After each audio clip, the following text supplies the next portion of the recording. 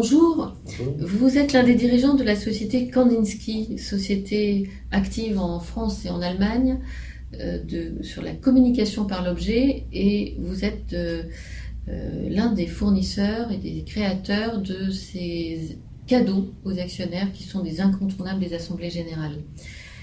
Alors, expliquez-nous d'abord, sous cette notion de cadeaux aux actionnaires ou de goodies, que recouvre la notion de goodies. Alors, vous avez parlé de communication par l'objet et les deux mots sont très importants.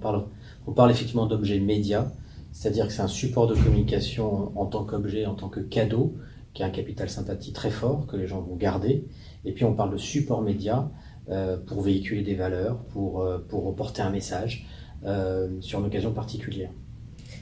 Et alors, les assemblées générales, c'est une occasion très particulière. Une fois par an, les entreprises rassemblent leurs actionnaires, leur remettent un cadeau. Alors, est-ce que vous avez observé que vos clients vous commandent pour cette occasion des objets spécifiques, ou est-ce que ce sont des objets médias qu'ils utilisent également pour d'autres occasions? Il y a les deux. On va avoir d'un côté des objets récurrents qui vont être distribués tout au long de l'année lors des événements ou des conférences de presse, qu'on va même stocker pour nos clients. Et puis, pour cet événement particulier de l'Assemblée Générale, l'entreprise va souvent faire un cadeau aux actionnaires, plus particulièrement par rapport au lieu de l'événement, par rapport à un message particulier qu'elle souhaite véhiculer sur cette échéance. Alors, qu'est-ce que vous avez observé comme cadeau incontournable, et qu'est-ce que vous fournissez le plus souvent comme cadeau plus spécifique, comme idée qui sort de l'ordinaire? Alors, il y a un kit d'incontournable, on n'y loupera pas, le stylo, le carnet, le bloc-notes, le tout mis dans un sac. C'est le kit de base à 5 € par lequel on va commencer.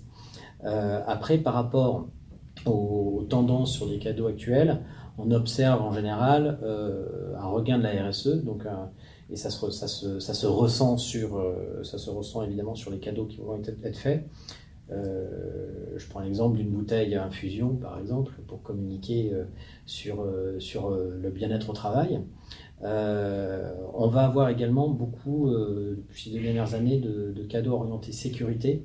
Le sujet de la sécurité des données est assez actuel. Donc, par exemple, des étuis qui protègent les cartes de crédit sans contact. Et puis, plus dans une dimension plaisir, on va avoir des cadeaux mobilité, tout ce qui est lié au smartphone notamment, que ce soit des supports de téléphone ou bien des mini-enceintes. Voilà. Les gens sont très friands de ce petit électronique-là. Et ça, vous insistez sur le fait que c'est des budgets qui restent accessibles, et c'est important aussi pour les sociétés quand elles s'adressent à leurs actionnaires, de ne pas afficher de trop grandes dépenses. Tout à fait. Il y en a entre guillemets pour tous les budgets, mais en dessous de 10 €, on arrive largement à faire un cadeau qui respecte à la fois l'exigence de qualité, surtout pour une assemblée générale, et en même temps une cohérence justement avec des RSE, avec des valeurs d'entreprise. Et alors, vous commencez déjà à être consulté pour les assemblées générales 2019. Quel est le brief que vous donnent vos clients pour 2019? Qu'est-ce que vous commencez à percevoir des cadeaux d'actionnaires 2019, et quelle est la recommandation que vous donneriez pour travailler sur cette préparation? Avant tout, l'idée c'est de rester en cohérence par rapport aux valeurs d'une entreprise. Le bas de gamme, le gadget est un temps révolu.